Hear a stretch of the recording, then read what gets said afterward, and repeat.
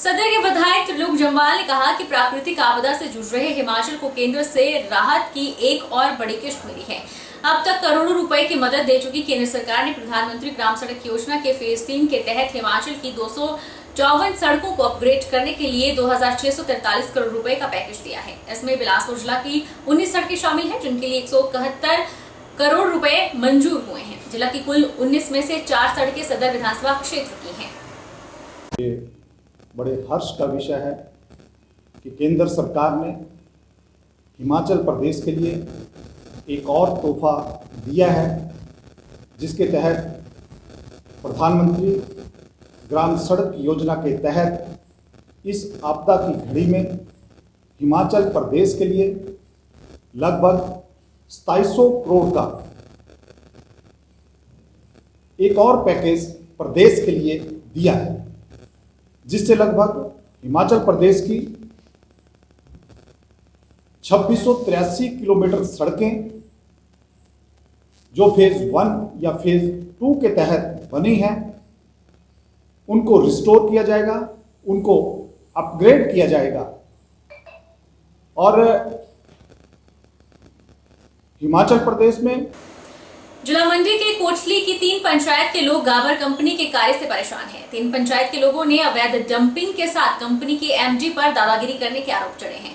आज मामले को लेकर ग्रामीण अंतिम बार उपायुक्त के पास अपनी समस्या लेकर पहुंचे। लोग अब बर्दाश्त करने के मूड में नहीं है। लोगों का कहना है कि आगे जो भी होगा उसका जिम्मेवार प्रशासन और गाबर कंपनी होगी। मंडी जिला की ग्राम पंचायत कोटली, सुराड़ी और धनियारा के लोग अपनी मांग को लेकर आज अंतिम बार उपायुक्त मंडी अरिंदम चौधरी से मिले। कोटली क्षेत्र में जारी नेशनल हाईवे के कार्य से लोग परेशान हैं। गाबर कंपनी के एमडी पर मनमानी तरीके से कार्य करने के आरोप 3 पंचायत के लोगों ने लगाए हैं। इनका कहना है कि जहां पर डंपिंग साइट नहीं है, वहां पर डंपिंग की जा रही है। अवैध डंपिंग से करीब एक गांव के 25-25 बीघा जमीन बर्बाद हो चुकी है। इस बारे में पहले भी कई बार उपायुक्त को ज्ञापन सौंप चुके हैं, लेकिन अब तक कोई सुनवाई नहीं हुई।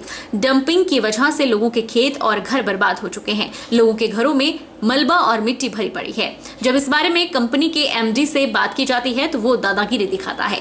लोगों ने कहा कि आज मामले में अंतिम बार ज्ञापन सौंपा गया है। अगर लोगों के नुकसान की भरपाई नहीं होती है तो उसका घेराव किया जाएगा। इसके बाद की जिम्मेवारी प्रशासन और गाबर कंपनी की होगी, क्योंकि लोग अब बर्दाश्त करने के मूड में नहीं है। हम माननीय उपायुक्त महोदय से ग्राम पंचायत कोटली, ग्राम पंचायत सुराड़ी, ग्राम पंचायत धनियारा के लोग मिले। नेशनल हाईवे का जो काम यहाँ कोटली होकर चला हुआ है, अटारी बॉर्डर टू लेह, उसके सिलसिले में हमने कई बार माननीय उपायुक्त महोदय जी को ज्ञापन भी दिया है। कोई एमडी है इनका, इस कंपनी का, वो अपने मनमाने तरीके से यहाँ पर काम कर रहा है। जहाँ पे डंपिंग साइट नहीं है वहाँ पे वो मटेरियल फेंक रहा है, जिससे लोगों के खेतों को, लोगों के घरों को, लोगों की गौशालाओं को नुकसान हुआ है। 25-25 बीघा जमीन जो है उसने एक गांव में बर्बाद कर दी है। हम मौके पे गए थे, हमने वहाँ पे जायजा किया, सर्वे किया, तो भाई साहब पूरे के पूरे खेत बर्बाद, लोगों के घर बर्बाद, लोगों के घरों में मिट्टी घुस पड़ी है, लोगों के घरों में पानी घुसा है, मलबा घुसा है। गौशालाओं, गाय को हम अपनी गौ माता का दर्जा देते हैं। उस बड़ी मुश्किल से, बहुत ही मुश्किल से हमने लोगों के मवेशियों को बाहर निकाला है। जब उस बंदे के पास जाते हैं तो वो दादागिरी दिखाने लगता है। हमने अंतिम बार डीसी साहब को बोल दिया है, इसके बाद अगर उसने कुछ किया, अगर हमारे लोगों का नुकसान उसने नहीं दिया तो हम उसका घेराव करेंगे। और हमने बड़े साफ शब्दों में ये कह दिया है कि उसके बाद की जिम्मेवारी या तो डीसी महोदय की होगी या तो उस कंपनी के मालिक की होगी। लोग अब किसी भी सूरत में किसी को बर्दाश्त करने के मूड में बिल्कुल भी नहीं है। और एक फागड़ा नाम की एक जगह है, कोटली से 3 किलोमीटर आगे फागड़ा नाम का जो गांव है, वहां पर ऑलरेडी कलवट पड़ा हुआ था। कलवट जो बड़ी पाइपें पड़ी हुई थी, उसने वो बंद कर दी। उसके बाद पूरा का पूरा मलबा नीचे खेतों में घुसा हुआ है। पुल के पीछे, जो फागड़ा पुल के पीछे पूरे खेत लोगों के बर्बाद हो गए। और कंपनी ने उनको बोला कि आप अपने पैसे से कलवट की पाइपें खरीद कर लाएं, हम डाल देंगे। और यहाँ पर अमर सिंह जी हमारे साथ हैं, इन्होंने अपने पैसे से, 3-4 लोगों ने अपने पैसे से वो पाइपें खरीदी। उसके बाद भी वो पाइपें वहीं पर पड़ी है, उनका कोई ना वो पाइपें डाल दी। अगर 1 हफ्ते के अंदर इन लोगों का नुकसान की भरपाई नहीं अगर करते तो फिर हमें उसका घेराव करना पड़ेगा। 14 अगस्त को हुई भारी बारिश के चलते हमीरपुर जल शक्ति विभाग के सर्कल की 174 पेयजल स्कीमें बुरी तरह से प्रभावित हुई हैं। यही कारण है कि पिछले 5 दिनों से अधिकतर इलाकों में पानी की सप्लाई न आने से लोगों में हाहाकार मची हुई है। हालांकि जल शक्ति विभाग के कर्मचारी दिन रात इन योजनाओं को रिस्टोर करने में जुटे हुए हैं। जल शक्ति विभाग हमीरपुर के अधीक्षण अभियंता नीरज भोगल ने बताया कि सभी योजनाओं को रिस्टोर करने का काम कर्मचारी दिन रात कर रहे हैं। हमीरपुर शहर की सप्लाई को रिस्टोर कर दिया गया है, जबकि दूसरे इलाकों में भी अगले 1 से 2 दिनों में सभी योजनाओं को रिस्टोर कर दिया जाएगा। उन्होंने बताया कि कुछ जगहों पर नई पाइप डालने का काम किया जा रहा है। जल शक्ति विभाग हमीरपुर सर्कल को अब तक 112 करोड़ रुपए का नुकसान हुआ है। उन्होंने लोगों से भी आह्वान किया कि बावड़ी और अन्य स्रोत से पीने का पानी इस्तेमाल करते समय पानी उबालकर ही प्रयोग करें। तो जहां तक हमारी मेजर स्कीमें है सर, उसमें मैं बताना चाहूँगा कि हमारे Hamirpur town, Sujanpur town, Nadaun town, Patlandar project, मेवा commission project, Barsar area project, ये हमारे 6 स्कीमें जो हैं, ये मेजर जो है हमारे यहाँ हमीरपुर सर्कल के अंदर आती हैं। तो इसमें हमने हमीरपुर टाउन जो स्कीम है उसको रात को 1:30 बजे रिस्टोर कर दिया है। आज हमने शहरवासियों को जो है पानी दिया है। हो सकता है किसी वार्ड में कम भी गया हो, लेकिन कल जो है पर्याप्त मात्रा में पानी मिल जाएगा। नदाउन टाउन जो फेल है सर, उसको हमने टेम्परेरी एक एडिशनल सोर्स है बॉडी, वहाँ से टैप किया है और एक बेला स्कीम है वहाँ से टैप कर रहे हैं। तो उसको भी हम 2 बजे तक उस नदाउन टाउन की स्कीम को भी चला देंगे टेम्परेरी सर। और बाकी परमानेंट जो है नदाउन टाउन जो है वो 1 आधा दिन और लगेगा भी। सुजानपुर टाउन आज शाम तक जो है दोनों तरफ से चल पड़ेगी, क्योंकि सुजानपुर टाउन में भी 2 सोर्स हैं, एक परकोरेशन वेल है और एक WTP बेस्ड है। रही बात हमारे पटलांदर प्रोजेक्ट की और मेवा मॉनसून प्रोजेक्ट की, तो पटलांदर प्रोजेक्ट और मेवा मॉनसून प्रोजेक्ट में बहुत ज़्यादा जो है डैमेज हुआ है। नैना देवी में श्रावण अष्टमी मेले के दौरान SP कार्तिकेयन स्वयं हर गतिविधि पर नजर रखे हुए हैं। इसके लिए अब नई व्यवस्था की गई है। करीब 100 CCTV कैमरों के माध्यम से नजर रखी जा रही है। बिलासपुर कार्तिकेयन गोकुल चंद्रन ने कहा कि उत्तरी भारत के विश्व विख्यात शक्तिपीठ नैना देवी में हर साल लाखों श्रद्धालु माता के दर्शनों के लिए पहुंचते हैं। श्रावण अष्टमी मेले में भी श्रद्धालुओं की आमद रहती है। पंजाब, हरियाणा, यूपी सहित अन्य राज्यों के श्रद्धालु यहां आते हैं, लेकिन कई श्रद्धालु नियमों का पालन नहीं करते। इसके लिए पुलिस अधिकारी को निर्देश दिए गए हैं कि नियमानुसार प्रक्रिया अपनाई जाए। वहीं उन्होंने कहा कि श्रावण अष्टमी मेला के दौरान हर गतिविधि पर कड़ी नजर रखी जा रही है। इसके लिए करीब 700 पुलिसकर्मी और होमगार्ड जवान तैनात हैं। उन्होंने श्रद्धालुओं से भी आग्रह किया कि मां के दर्शन के लिए आएं और नियमानुसार प्रक्रिया भी अपनाएं। है वो अपने बाबा बालकनाथ भी जाते हैं और अपना चिंतपूर्णी माता के मंदिर भी जाते हैं। तो इन सब के सुरक्षित तरीके से यहाँ पर आना और इसके संदर्भ में थोड़े सारे नियम अनुसार कार्रवाई जो होते हैं उनको बताने के लिए मैंने आपको यहाँ बुलाया था। तो दिनों से जैसे आप सब जानते हैं बरसात हुआ है, परंतु हमने पूरा यहाँ पर प्रयास और कोशिश किया है कि सुरक्षित तरीके से लोगों को यहाँ पर अलाउ किया जाए और लोगों को यहाँ पर बुलाया जाए ताकि ये अच्छे तरह से यहाँ दर्शन करें।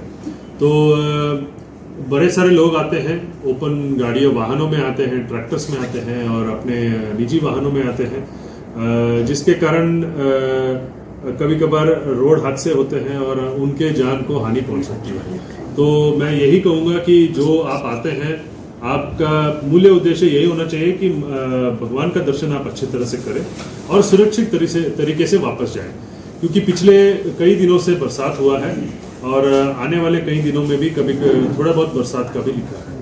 तो इस स्थिति में आपको देखना चाहिए कि हमारे जो रोड्स हैं कभी कभार यहाँ पर दिक्कत आपके लिए ना हो, इसलिए आप ज़रूर जो आपके निजी वाहनों में आते हैं तो मैं यही कहूँगा कि कार्स में आए। कार्स में अगर आते हैं तो अपने जो सीट बेल्ट है उसका ज़रूर प्रयोग करें और अगर 2 व्हीलर्स में आते हैं तो ट्रिपल राइडिंग ना करें और अपना हेलमेट का ज़रूर प्रयोग करें, तो एक्सीडेंट से आप बच सकते हैं। और इसके अलावा मैं आपको सोलन नगर निगम अब अवैध निर्माण पर पूर्णतः नकेल कसेगी। बाकायदा इसके लिए नगर निगम द्वारा सोलन में सदन में चर्चा की गई और सभी संबंधित अधिकारियों को अवैध निर्माण को रोकने के निर्देश जारी किए गए हैं। वहीं शहर में बने अवैध भवनों की भी जांच होगी और उस पर नियमानुसार कार्रवाई भी की जाएगी। सोलन नगर निगम का हाउस आज सोलन नगर निगम हॉल में आयोजित किया गया, जिसमें विभिन्न मुद्दों पर चर्चा हुई। सफाई व्यवस्था सहित अन्य विकास कार्यों पर भी चर्चा की गई। नगर निगम मेयर पूनम ग्रोवर ने बताया कि नगर निगम सोलन का हाउस आयोजित हुआ। प्रदेश में आई आपदा के बाद यह निर्णय लिया गया है कि अवैध निर्माण पर पूर्णतः प्रतिबंध लगाया जाएगा। साथ ही शहर में बने अवैध भवनों की जाँच होगी और नियमानुसार कार्रवाई अमल में लाई जाएगी, ताकि भवनों को सुरक्षित रखा जाए। उन्होंने कहा कि नीचे से लेकर ऊपर तक भवनों की गिनती भी की जाएगी। वजह से कई बिल्डिंगों को काफी खतरा हुआ है, तो उस पर यह डिसीजन लिया गया कि उनको रोका जाएगा। तो दूसरा, जैसे हमारे पुष्टि में रिटेंशन पॉलिसी में 6 केस से जो हमारे फर्स्ट हाउस से उसकी कार्रवाई चली हुई थी, तो अभी ऊपर से हमने एक रिपोर्ट ली है, तो उसमें क्लियर कर दिया गया है कि जो ब्लॉक नीचे बंद किए जाते हैं वो नीचे बंद नहीं होंगे, वो ब्लॉक जो है ऊपर बंद किए जाएंगे, क्योंकि उसको नीचे से तो तोड़ा नहीं जा सकता। अगर नीचे से तोड़ेंगे तो सारी बिल्डिंग डैमेज हो जाएगी। तो उसमें क्लियर लिखा हुआ है। तो उसमें कई जो रिटेंशन पॉलिसी में इन्होंने ऑफलाइन और ऑनलाइन केसेस हुए थे, तो उसमें जो ये 5 केसेस है, इनकी एनओसी विड्रॉ करने के लिए हाउस ने डिसीजन लिया है कि वो 5 केसेस की जो एनओसी विड्रॉ की जाए। और दूसरा, इसमें हमारे यात्री निवास में हमारी निगम की शॉप्स थी, 6 शॉप्स थी, उसकी निगम की बिना परमिशन से 6 शॉप का एक हॉल बनाया गया है। उसमें भी फर्स्ट हाउस से हमारी कार्रवाई हो रही है। तो अब जो है उसमें डिसीजन लिया गया है कि जो उसके नुकसान दिया गया है, उसका जो डेप्रिसिएट है वो उनको दिया गया है, तो उन्होंने जो पैसा जमा भी करवा दिया है। और दूसरा, उस दुकानों को खाली करवाने के लिए पीपी एक्ट में डाल दिया गया है। बहरहाल बुलेटिन में इतना ही। आप देखते रहिए HP 24/7।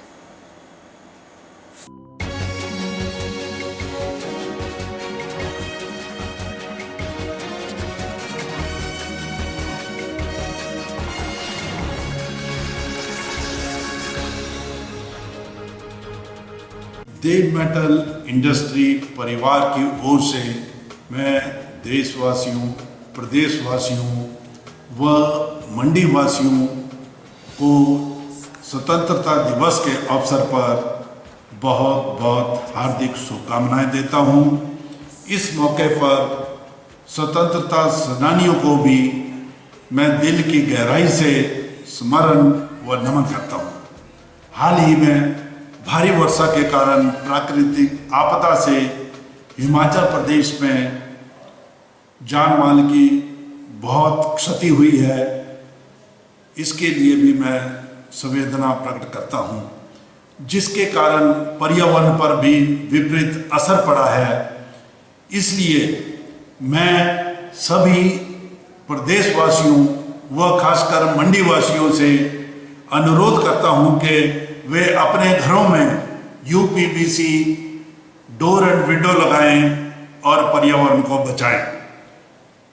धन्यवाद। जय हिमाचल। इस बार का जो 15 अगस्त है, मैं पूरे भारतवर्ष और पूरे हिमाचल प्रदेश वासियों को इस पर्व के ऊपर 15 अगस्त जिस दिन हमारा भारत स्वतंत्र हुआ था, जो बलिदान जो हमारे नेताओं ने जो पीछे दिया हुआ है, ये बलिदान उनका काम आना चाहिए। और पूरे समस्त जो देशवासियों को मेरी ओर से 15 अगस्त की ढेर सारी बधाई और शुभकामनाएं। कृषि विभाग की ओर से सभी किसान भाइयों को स्वतंत्रता दिवस की हार्दिक शुभकामनाएं। मेरा किसान भाइयों से अनुरोध है कि कृषि विभाग हिमाचल प्रदेश द्वारा चलाई जा रही स्कीमों का भरपूर लाभ उठाएं। किसान अपनी फसलों का बीमा जरूर कराएं। जैसे अभी प्राकृतिक आपदा से काफ़ी नुकसान हुआ है, जिससे कि हमारी फसल सुरक्षित हो सके।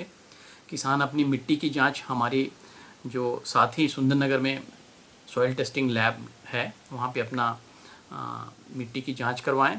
और भी बहुत सारी स्कीमें हैं किसानों के लिए विभाग द्वारा चलाई जा रही, जिसकी विस्तृत जानकारी आप जो हमारे कृषि विभाग की वेबसाइट है, अगर आप गूगल में कृषि विभाग हिमाचल प्रदेश टाइप करते हैं तो आपको सभी स्कीमों की डिटेल में जानकारी मिलती है। धन्यवाद। जय हिंद, जय भारत। उद्यान विभाग मंडी की तरफ से सभी को स्वतंत्रता दिवस की हार्दिक शुभकामनाएं। उद्यान विभाग की तरफ से बागवानों को तरह तरह की सुविधाएं दी जाती हैं। आजकल हमारे डिपार्टमेंट की सभी स्कीम्स ऑनलाइन हैं और उनके बारे में सारी जानकारी जो है हमारी वेबसाइट की udyan.hp.gov.in पर जाकर वहां पर बागवान जो है अप्लाई कर सकते हैं। हमारी डिफरेंट स्कीम्स में जैसे आजकल महक स्कीम नई आई है, जिसमें हम सुगंधित पौधों की खेती के बारे में बताते हैं। उसके अलावा मशरूम है, कीवी है, कीवी की प्रोडक्शन है, तो उन सभी पे जो बागवान है लाभ उठा सकते हैं। साथ ही साथ मधुमक्खी पालन के बारे में प्रशिक्षण ले सकते हैं, पुष्प क्रांति के बारे में प्रशिक्षण ले सकते हैं, फूलों की खेती के बारे में। तो इस तरह से सभी सुविधाएं जो हैं वो बागवानों को दी जा रही हैं। उसके लिए वो प्रशिक्षण लेना चाहते हैं तब भी वो अप्लाई कर सकते हैं, और स्कीम के बारे में जानकारी लेना चाहते हैं तो वेबसाइट पे जाकर जानकारी प्राप्त कर सकते हैं।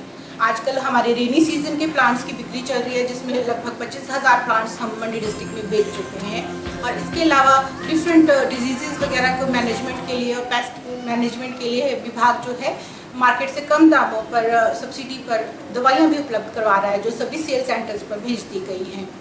अभी आजकल बारिश और मानसून की वजह से भी काफ़ी प्रॉब्लम्स आई हैं, तो उसके लिए भी विभाग के पास जो है कुछ फंड आया है। तो जैसे ही हम यहाँ पे लॉसेस वगैरह का सर्वे कर रहे हैं, उसके बाद जो है विभाग की तरफ से बागवानों को मुआवजा भी दिलाया जाएगा।